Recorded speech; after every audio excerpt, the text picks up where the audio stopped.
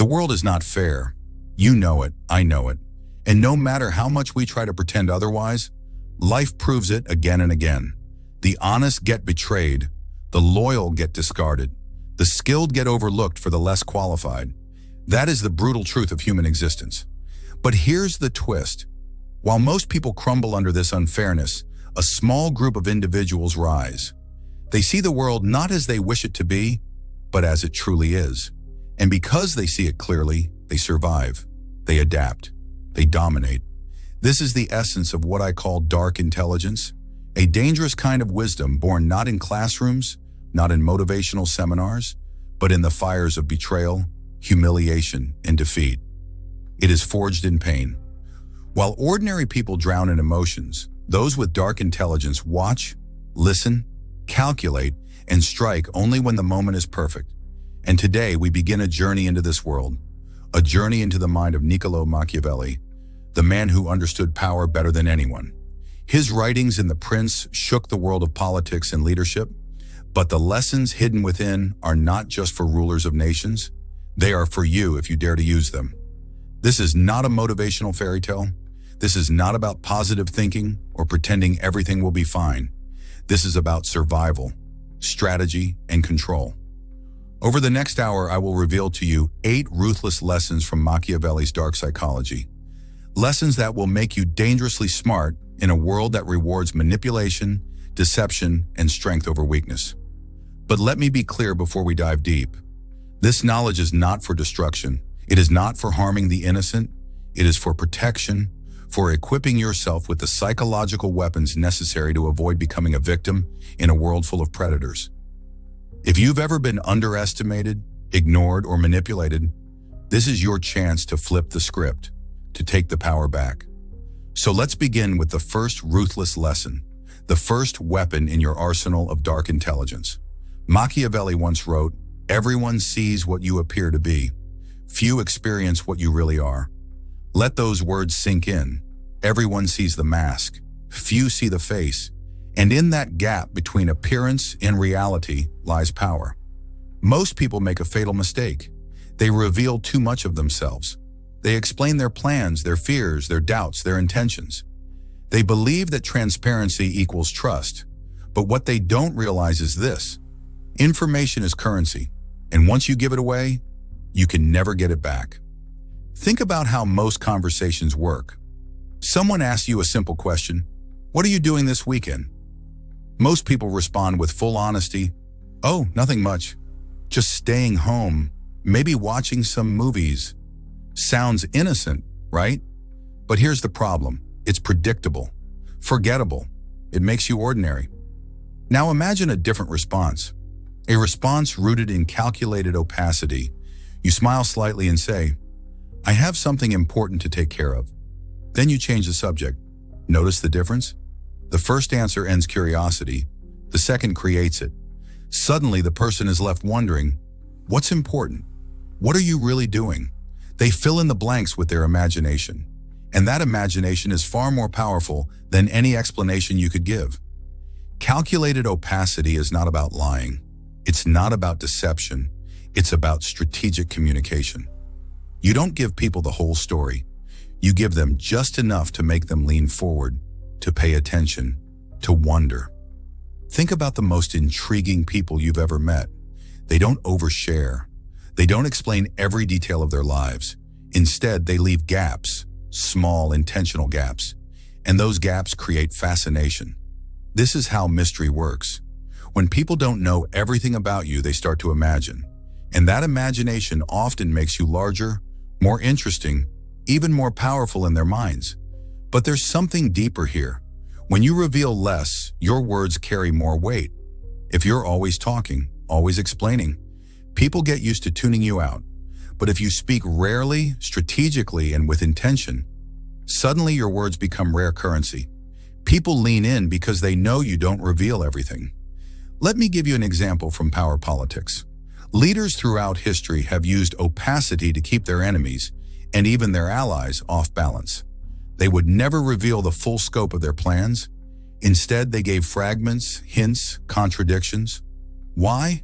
Because when people don't know your intentions, They can't predict your moves. And when they can't predict your moves, they can't control you. Now let's bring this into your daily life. Maybe you're at work. Your manager asks, "Where do you see yourself in the next few years?" Most people pour out their hopes and dreams. "I want to be a senior manager.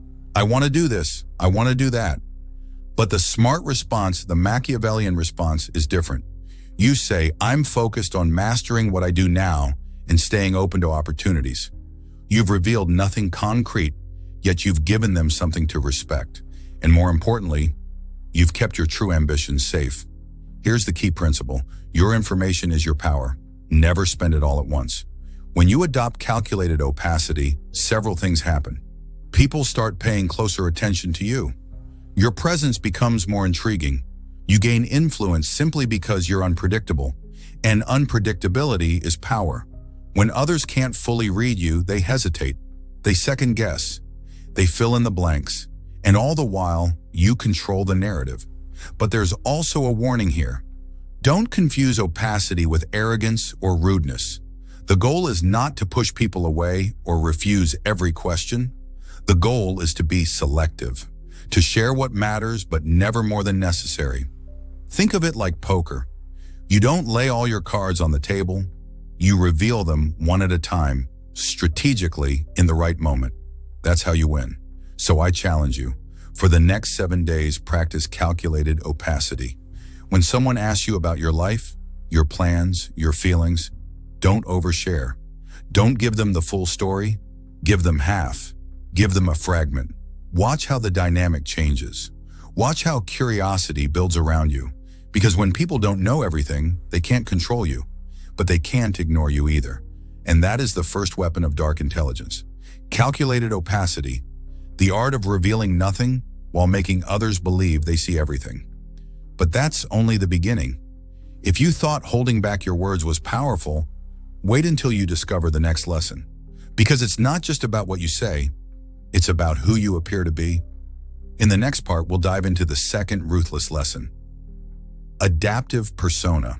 The ability to shift, to adapt, to become exactly who people need to see without ever losing your core. Stay with me. We're only getting started. Let me ask you something. Are you the same person everywhere you go? Do you act the same way with your grandmother as you do with your best friends?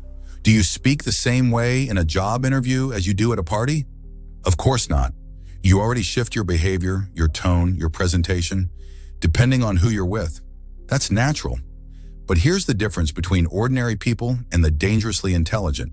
The ordinary do this unconsciously, while the Machiavellian do it intentionally. This brings us to the second ruthless lesson of dark intelligence, adaptive persona. Machiavelli once wrote that a prince should appear to possess 5 qualities: mercy, faith, humanity, uprightness, and religion, because people judge based on appearances, not reality. Notice the wording, appear to possess. He didn't say be merciful or be faithful in all situations. He said appear. Why? Because appearances control perception, and perception controls power. Adaptive persona means this. You are not one fixed identity. You are a collection of masks, each suited for a different stage, and the person who can wear these masks with ease becomes unstoppable. Think of water. Water has no fixed shape. Pour it into a cup, it becomes the cup. Pour it into a vase, it becomes the vase. Pour it into the ocean, it flows without boundaries. But no matter its shape, water is still water. Its essence never changes. That is how your persona should be. Adaptable, flexible, fluid, yet never losing your core identity, your values, your strategic goals. Ordinary people cling to the idea of authenticity. They say things like, I just want to be myself. I want to be the same with everyone. But that mindset is not authenticity, it's rigidity. It's weakness disguised as virtue. Real authenticity is deeper. It means staying true to your essence while adapting your expression. Imagine you're in a negotiation. Across the table sits someone who's cold, analytical, and numbers-driven. If you speak emotionally passionately, they'll tune you out. But if you adapt, if you speak their language using logic, data, and measurable outcomes, you gain their respect. Now imagine a different setting. You're consoling a friend who's grieving. If you present facts, statistics, or rational arguments, you'll sound heartless. But if you shift, if you meet them with empathy, warmth, and emotional presence, they feel understood. In both cases, you're still you, but you're revealing a different facet of yourself. This is the essence of adaptive persona, knowing which version of yourself to present in each context. Think about diamonds. A diamond doesn't have one surface. It has many facets. Each one reflects light differently. Yet no matter which angle you look from, it's still the same diamond. That's you. You are multifaceted, adaptive, strategic. And when you use those facets intentionally, you become magnetic. Here's the psychological secret. Every person you meet is asking themselves 3 unconscious questions. Do you see me? Do you understand me? Do you value me? When you adapt your persona, you answer yes to all 3. You show people the version of yourself that makes them feel seen, understood, and valued. And once they feel that, they open up, they trust, they follow. Look at history's greatest leaders. They weren't rigid, they shifted their persona based on context. With soldiers, they were fierce and commanding. With the public, they were inspiring. With allies, they were diplomatic. With enemies, they were cunning and ruthless. The same leader, but many masks, many tones, many strategies. And because of that flexibility, they thrived in situations that would have destroyed ordinary men. Contrast this with people who refuse to adapt. They're the ones who say, "This is who I am, take it or leave it." And guess what? The world usually leaves it. These are the people who fail to connect, fail to influence, and fail to rise because they confuse stubbornness with authenticity. So how do you master adaptive persona in your daily life? Study people. Pay attention to how they communicate, what they value, how they process information. Are they detail-oriented, big-picture thinkers, emotional, logical? Match your approach. Mirror strategically. Use body language, tone, and pace to reflect the other person's style subtly. Not as mimicry, but as alignment. People trust those who feel like them. Stay rooted. Never adapt so far that you lose yourself. Your values, your integrity, your mission, these remain constant. Only your presentation shifts. Practice awareness. In every interaction, ask yourself, who is this person? What do they need from me right now? Which facet of myself would connect best? Here's the warning. Adaptive persona is not about manipulation for selfish gain. It is about communication intelligence. It is about meeting people where they are so you can connect more deeply, lead more effectively, and influence more powerfully. The manipulator uses adaptive persona to exploit. The strategist uses it to create alignment, to navigate complexity, and to build bridges where others only see walls. So remember this, the rigid get broken, the stubborn get left behind, but the adaptable, they thrive everywhere. You are water, you are a diamond, multifaceted, flexible, and unbreakable. That is the power of adaptive persona, but adaptation is only half the battle. Because even the most adaptable person can be enslaved if they are chained to their own fears, attachments, and desires. In the next lesson, we'll unlock one of the most misunderstood and dangerous traits of dark intelligence, the principle of detachment. This is where true freedom and true power begin. There is a simple truth about human nature. People are enslaved not by chains, not by cages, but by their attachments. We cling to people, to approval, to outcomes, to the fear of loss. And because we cling, we can be controlled. This brings us to the third ruthless lesson of dark intelligence, detachment. Machiavelli understood this principle well. A ruler who fears losing power becomes desperate. A man who fears losing love becomes weak. A leader who clings to the approval of others becomes a puppet. Detachment is not coldness, it is freedom. Detachment does not mean apathy. It does not mean you stop caring about people, goals, or success. No, detachment means you are not enslaved by them. Think of it this way. You can hold a bird in your hand gently, and it may stay with you.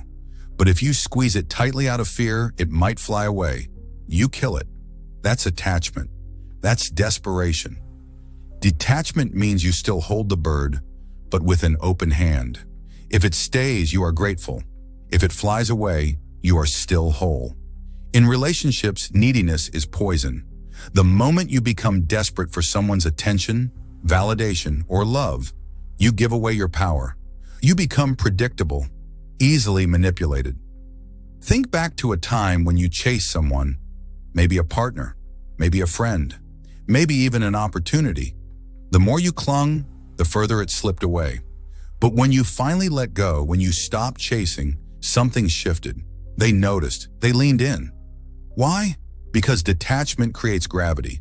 When you are not bound by desperation, you radiate strength. And strength is magnetic. The same principle applies to success. If you obsess over every outcome, if you fear failure so much that it paralyzes you, you weaken yourself. But when you detach from the outcome and focus on the process, you gain clarity. Ironically, detachment makes you more effective. You can take risks others avoid. You can adapt when things go wrong. You can move forward when others freeze. Remember this, those who fear losing cannot truly win. Look at history's greatest leaders.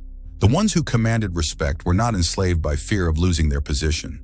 They were willing to risk it, even to sacrifice it if necessary. That's why people followed them. Contrast that with leaders who cling to power at all costs. They become paranoid, desperate, brutal, not out of strength, but out of fear. And fear is the beginning of their downfall. At its core, detachment comes down to this. You must value yourself above everything external. When you believe your worth is tied to another person's approval, to material possessions, to a title, or to a specific outcome, you give those things the power to control you. But when you know deeply that you are complete within yourself, you can engage with the world fully, love deeply, pursue success fiercely, without being broken if any of it disappears. This is why Stoic philosophers like Marcus Aurelius and Epictetus emphasized detachment. They knew the world is unpredictable, unstable, often cruel. The only thing you truly control is yourself. Everything else, relationships, wealth, reputation, can vanish in an instant. If your happiness depends on those things, you live in constant fear.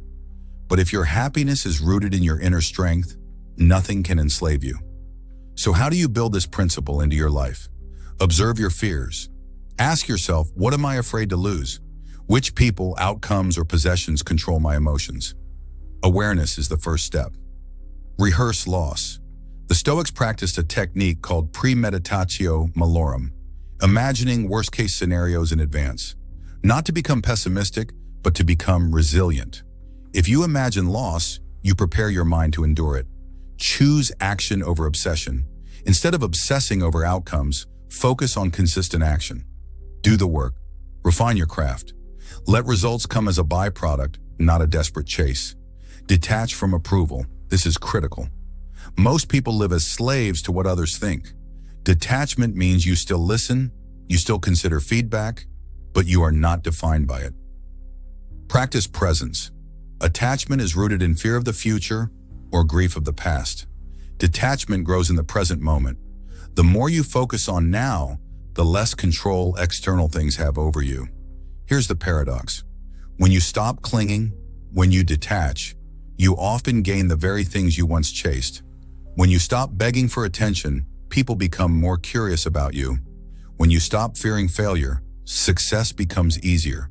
When you stop clinging to control, life flows more naturally in your favor.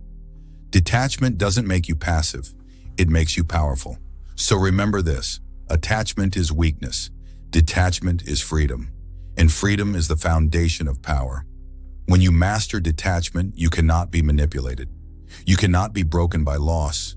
You cannot be enslaved by fear. And in that state, you are untouchable. But freedom alone is not enough. You must also learn how to project power, how to shape the battlefield of perception before you even step onto it. In the next part, we'll dive into the fourth ruthless lesson, perception management, the art of controlling not just your image, but the way people think about you, before they even realize it themselves. Stay with me. The shadows are only getting darker and the lessons more dangerous. Power is not about truth. Power is not about facts. Power is about perception. What people believe, what they feel, what they assume about you, this becomes their reality. And if you can shape that perception, you control the game before the first move is even made. This is the fourth ruthless lesson of dark intelligence: perception management. Machiavelli wrote, "Men judge generally more by the eye than by the hand, for everyone can see but few can feel." In other words, most people don't care about the truth of who you are. They care about the image you project. Think about it. A confident man who knows little is often seen as more competent than a nervous man who knows everything. A leader who looks decisive is trusted, even if their decisions are flawed. A brand with sleek packaging sells better than a product that's superior but unattractive. The truth is secondary. Perception is primary. This doesn't mean reality doesn't matter. It means reality doesn't speak for itself. If you don't control the narrative, someone else will. Here's the brutal secret. The human mind is lazy. Most people don't investigate. They don't dig for facts. They rely on shortcuts, on first impressions, on appearances, on what others seem to believe. That's why perception management is so powerful. If you can influence those shortcuts, you can shape how people see you, even if the truth is more complex. And once perception is established, it's extremely difficult to change. First impressions become mental anchors.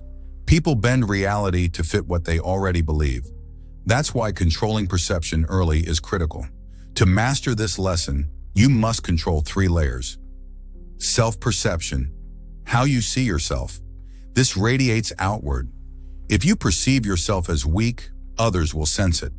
If you perceive yourself as capable, others will too.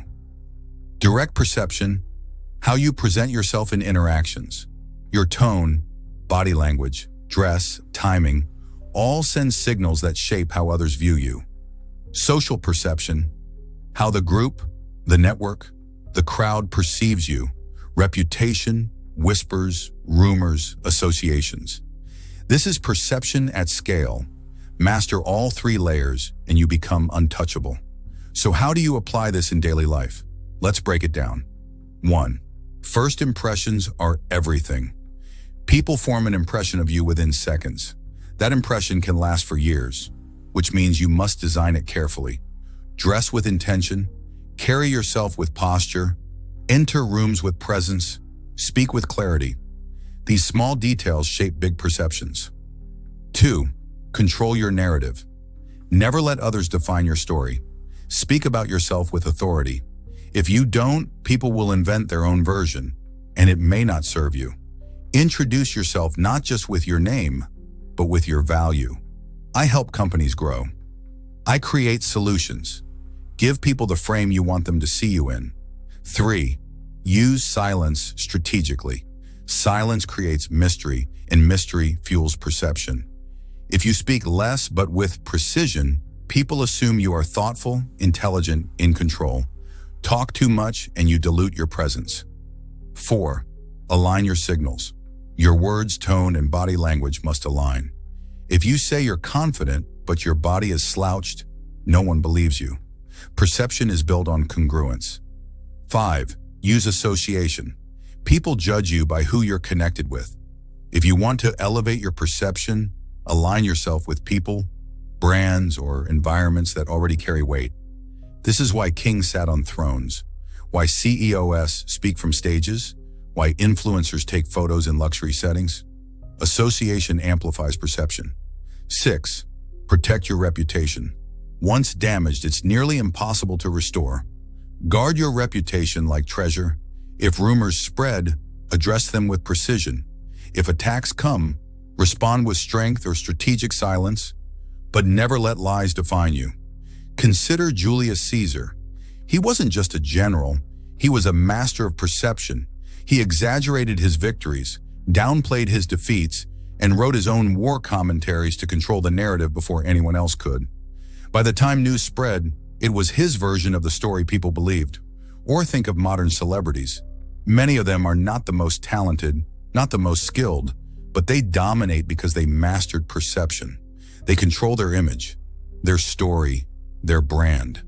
And because perception is reality for the masses, they rise. But here's the warning. Perception management can become a trap if you start believing your own illusion. If you become so obsessed with image that you forget substance, you build a house of glass. It looks strong, but it shatters easily. The key is balance. Build real skills, real strength, real value, but project them with intentional perception. Combine truth with strategy. That is unstoppable. So remember this. The world doesn't see you as you are. The world sees you as you appear, and you control that appearance. Perception is not deception, it is direction. You are guiding how others interpret you, and if you don't guide it, they will misinterpret you. Master this, and you'll walk into rooms with silent power. People will feel your presence before you speak, and when you do speak, your words will carry weight far beyond their sound. But perception is only one battlefield. The next is even more dangerous, because no matter how you appear, no matter how carefully you manage perception, there will always be forces that seek to control you. That's why the fifth ruthless lesson of dark intelligence is about mastering strategic control. The ability to pull the strings, set the stage, and make others move exactly as you wish, without them even realizing it. That's what we'll uncover next. Life is a game of power, but here's the secret. It's not about who works the hardest, who shouts the loudest, or even who's the most skilled. It's about who controls the board. This is the fifth ruthless lesson of dark intelligence: strategic control. Machiavelli understood that power is rarely about brute force. It's about subtle influence, about shaping the choices of others so that no matter what move they make, it leads to your advantage. Strategic control is not domination, it's orchestration. Think of it like a chess game. The strongest players don't just react to what's happening. They design the game several moves ahead. You don't need to control everything. You only need to control the key variables. The rest will fall into place. Strategic control means setting the stage so that others act in ways that serve your purpose, even if they believe they're acting freely. Here's a psychological secret. People resist being forced, but they embrace choice. If you order someone to do something, they push back. If you give them two options, both of which lead to your desired outcome, they feel empowered, even though you're in control. This is the illusion of choice. Parents use it on children, leaders use it on nations, and Machiavellian strategists use it on everyone in between. For example, imagine you're negotiating. Instead of asking, "Do you want to agree to this deal?" you say, "Would you prefer option A or option B?" Both options serve your goals. They feel they've chosen freely, but you've directed the outcome. That is strategic control. Another core principle: whoever defines the frame controls the interaction. Let's say two people are arguing. One frames it as a personal attack, the other frames it as a debate about ideas. The frame determines the tone, the direction, even the winner. In every situation, work, relationships, politics, the first person to establish the frame holds the power. That's why skilled communicators always begin by setting the narrative. They define what's at stake, what the rules are, what the terms mean. Once you accept their frame, you're playing by their rules. Never play inside someone else's frame. Always create your own. Strategic control is not just about words or choices, it's also about timing. Machiavelli advised leaders to strike only when the moment was ripe. Too soon and you waste energy. Too late and you miss the opportunity. Control is about patience. You wait, you observe, you let others reveal their weaknesses, and then you act when the outcome is most secure. Think of a predator in the wild. The lion doesn't chase every antelope. It watches, it waits, it calculates. And when it finally moves, the strike is clean and decisive. That's how you must think about timing in life. Don't rush. Don't act out of desperation. Act when the moment is right, and then act with full force. This principle applies not only to politics and business, but also to personal relationships. Consider influence. If you want someone to move closer to you, never beg, never plead. Instead, control the dynamic by creating pull. Withdraw slightly, become scarce, shift your focus. Suddenly, the other person feels compelled to move toward you, not because you forced them, but because you set the conditions that made them want to. That's strategic control. Not demand, not force, but orchestration. So how can you practice this in your own life? Think in systems. Don't just react to events. Step back. Ask, what's the bigger system at play here? Who influences whom? What patterns are repeating? Control the system, not just the moment. Guide through questions. Instead of giving orders, ask questions that lead others to the answer you want. What do you think would happen if we tried this? Questions create ownership while you maintain direction. Anticipate reactions. Before you act, ask yourself, how will others respond? If you can predict their moves, you can shape your own to steer them where you want. Stay calm. Control requires composure. If you're emotionally reactive, others control you. Calmness gives you the ability to pause, observe, and choose your moves strategically. Use scarcity. Limit access to yourself, your resources, your attention. People value what is rare. By controlling availability, you increase demand. Napoleon was a master of strategic control. He would allow his enemies to believe they were winning, pulling them deeper into traps he had set. By the time they realized the truth, he had already surrounded them. Modern marketers do the same. They frame products as limited edition, creating urgency and scarcity. They don't force people to buy. They create conditions where people want to. The strategy is the same across history. Control the environment and you control the behavior. But beware, strategic control is not tyranny. If you overuse it, if you become too obvious, people will resist. Nobody likes feeling manipulated. The best control is invisible. It feels natural. It feels chosen. That's the true art of control, guiding outcomes without people even realizing you've guided them. So remember this, power is not about force. Power is about influence. Power is about creating conditions where the outcome bends naturally in your favor. Strategic control means you don't just play the game, you design it. But control requires another weapon, one most people fear, the willingness to be ruthless when necessary, because sometimes mercy destroys you.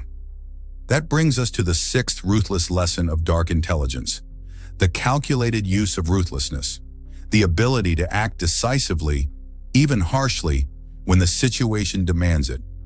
We'll uncover that in the next part. The world likes to glorify kindness. We're told to always forgive, always compromise, always turn the other cheek. And yes, kindness has its place. Mercy has its place.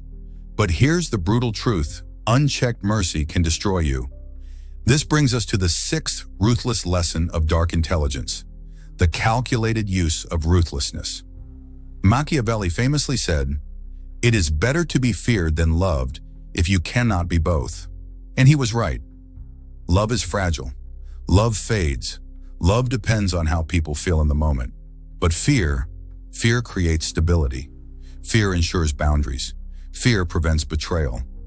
Now, this doesn't mean you must walk around as a tyrant. It doesn't mean you crush people without cause. That's reckless. That's weakness disguised as power. True ruthlessness is not random. It is calculated. There's a crucial difference here. Cruelty is mindless. It lashes out. It's reactive. It destroys without thought. Calculated ruthlessness, however, is precise. It is surgical. It is used only when necessary and only to strengthen your position. Think of a surgeon. When infection spreads, they cut. Not because they want to hurt the patient, but because they want to save them. In the same way, sometimes in life you must cut ties, cut relationships, cut behaviors, cut enemies, before they destroy you. Human beings test limits. It's in our nature. If you're endlessly forgiving, endlessly lenient, people begin to lose respect. They take advantage. They push further. But when you show, even once, that you are capable of decisive ruthlessness, suddenly the testing stops. Boundaries become clear. Respect is established. History shows this again and again. Leaders who tried to rule purely by kindness were often overthrown. Leaders who combined kindness with strategic ruthlessness built empires. So how does this apply to your life? In relationships. If someone repeatedly disrespects you, betrays you, or takes advantage of you, cut them off. Not with endless warnings, not with drawn-out negotiations. Ruthlessly, decisively. This sends a clear signal. My boundaries are not negotiable. In business or career, if an employee, partner, or colleague is sabotaging progress, don't allow the cancer to spread. Confront the issue directly. If it can't be fixed, remove it. Quickly, cleanly, in personal growth. Be ruthless with yourself. Cut out habits, distractions, or behaviors that weaken you. Comfort is seductive, but ruthlessness against your own weakness is the path to strength. Consider Cesare Borgia, one of Machiavelli's greatest inspirations. He once placed a cruel enforcer in power to terrify the people. Once order was restored, Borgia publicly executed that same enforcer, earning both fear and respect. Ruthless? Yes, but also calculated. He removed the tool that had served its purpose while keeping the benefits of stability. Or look at great generals. They often sacrifice small units to win larger battles. Painful, but necessary. That's the essence of ruthlessness. Sacrificing what must be sacrificed to preserve what matters most. Now understand this. Ruthlessness is not your default. It is your last resort. But when that moment comes, you must not hesitate. Hesitation is where most people fail. They know someone is toxic, but they delay cutting them off. They know an opportunity requires risk, but they hesitate. They know action is necessary, but they stall until it's too late. Ruthlessness requires discipline, the ability to act decisively even when it hurts, especially when it hurts. True dark intelligence is not about choosing between mercy and ruthlessness. It's about knowing when to use each. Mercy creates loyalty. Ruthlessness creates respect. Together they create power. Use only mercy and you will be exploited. Use only ruthlessness and you will be hated. But balance them. Use mercy to win hearts and ruthlessness to protect your position, and you become unshakable. So remember this. Ruthlessness is not cruelty. It is clarity. It is the strength to cut away what threatens your power, your peace, your mission. Mercy wins friends. Ruthlessness prevents betrayal, and both, used with precision, make you dangerously smart. We have now uncovered 6 ruthless lessons of dark intelligence: calculated opacity, adaptive persona, detachment, perception management, strategic control, and ruthlessness. Together, they form a foundation of power few will ever understand. But the journey is not over, because in the final moments of this series, we must bring everything together. We must explore how these lessons combine, how to weave them into a single way of life, a Machiavellian code for survival, strength, and dominance in a world that rewards predators over prey. That's the final step. That's where all the shadows converge. Stay with me, because the conclusion will change the way you see yourself and the world forever.